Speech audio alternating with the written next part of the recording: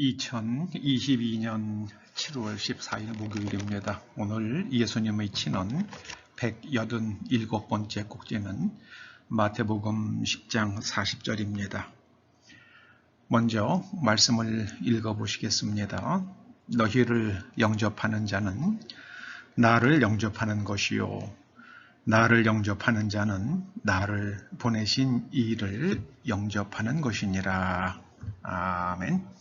하나님을 영접하라, 하나님을 영접하라, 이런 제목으로 말씀을 상고해 보시겠습니다.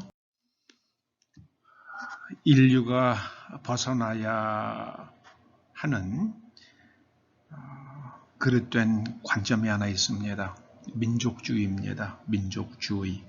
민족을 사랑하고 또 민족을 자랑스럽게 여기는 것과 민족주의는 개념이 구별되는 것입니다. 최근 일본에서 그 피겨스케이팅 선수로 아주 많은 사랑을 받았던 아사다 마오 김연아 선수와 아주 경쟁 관계였던 아사다 마오를 기억하실 것입니다. 아사다 마오가 아버지가 한국 사람이라는 게 이번에 공개가 되었죠. 그리고 아사다 마오가 일본 국적을 포기하고 한국 국적을 취득하기로 했다고 합니다.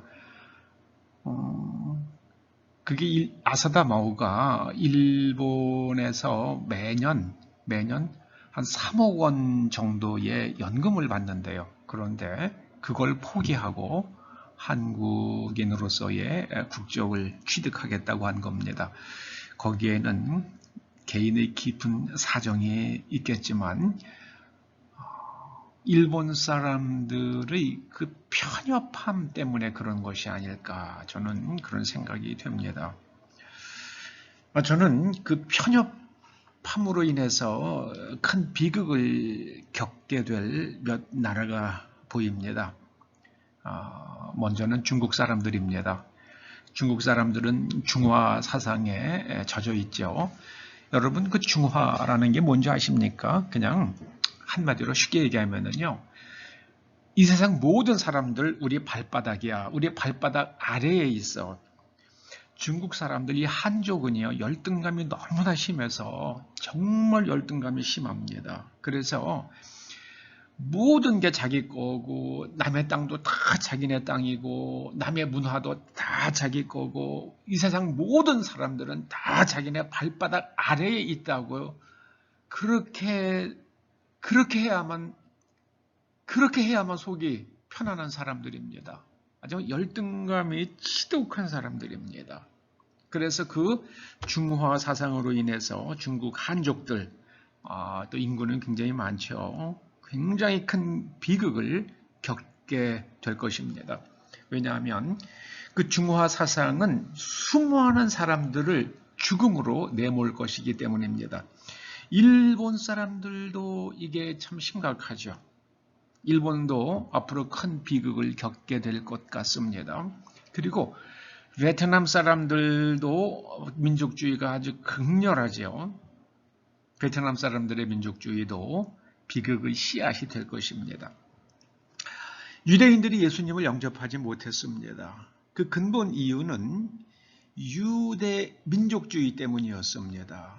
그런데 그 유대 민족주의의 결과가 무엇이었습니까? 비극이었습니다. 그 마사다 비극이라고 아시죠? 자기네 손으로 가족을 다 죽이고, 그 다음에 또 마지막 남은 사람들이 또 다른 사람들을 다 죽이고, 나중엔 스스로 또 목숨을 끊는 그 비극이 벌어진 그 성체, 그게 마사다 아닙니까? 예수님을 영접하지 못해요. 하나님의 그 가르침을 영접하지 못합니다. 민족주의는 복음을 영접하지 못합니다. 예수님이 오시기 전 한 500한 나이에 한 7, 80년 전에 남왕국이 멸망할 때 하나님께서는 예레미야 선지자를 통해서 너희들은 바벨론의 포로로 끌려갈 것이다. 그곳에서 터잡고 살면서 그곳의 평화를 위해서 기도하고 하나님께서 회복시키실 때까지 기다리라고 하셨습니다. 그런데 유대인들은 예레미야를 통해서 선포되는 하나님의 말씀을 거부했죠. 그리고 얼마나 비참하게 나라가 멸망됐습니까? 정말 비참했죠. 한번 구약을 읽어보십시오. 그 불필요한 저항을 하다가 아주 비참하게 멸절당하지요. 여러분, 복음을 받아들인다는 것은 인간 생명의 존엄성, 개인의 그 권리, 그리고 개인의 자유, 그 다음에 공화국이라는 것은 그 모든 그 권리가, 국가의 주권이 그 국민으로부터 나온다는 그 사상, 그게 바로 공화국입니다. 민주주의는 사실 때로 결정하겠다는 거죠. 이 공화국은 국민들이 원하는 사람을 지도자로 선택을 해서 그에게 일정한 기간 통치권을 갖다가 행사할 수 있도록 그렇게 부여하는 것이 바로 공화국입니다. 그래서 대한민국의 정체성이 이게 리퍼블릭이잖아요. 리퍼블릭. 이게 공화국입니다. 공화국. 그런데 북한 사람들은 맨날 공화국 그러면서 누구만 그건 가짜 공화국이죠. 한국이 리퍼블릭 오브 코리아, 이게 한국이 진짜 공화국인데 한국도 좀 공화국이 흔들립니다. 왜냐하면은 북한의 거기에 쩔어가지고요, 더 이상 뇌가 바뀌지 않는 사람들이 이 땅에 제 보기엔 한 700만 명 정도 되는 것 같습니다. 그리고 이 진실을 존중하는 겁니다. 복음은 진실을 존중하는 거예요.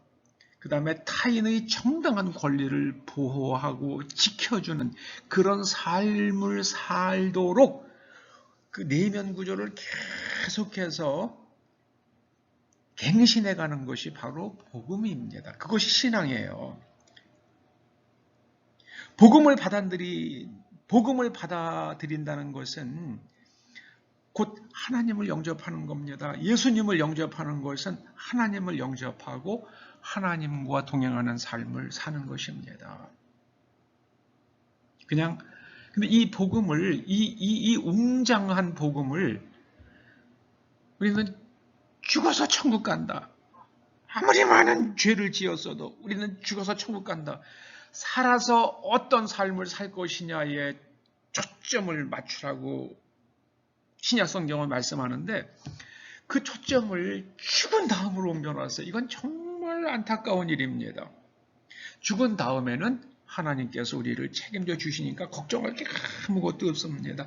살아있는 동안에 하나님과 동행하는 삶을 살기 위해서 하나님의 가치관으로, 하나님의 존재 방식으로, 하나님께서 우리에게 기대하시는 존재 방식으로 우리를 날마다 바꿔가는 것, 그것이 바로 신앙생활입니다. 잊지 마시기 바랍니다.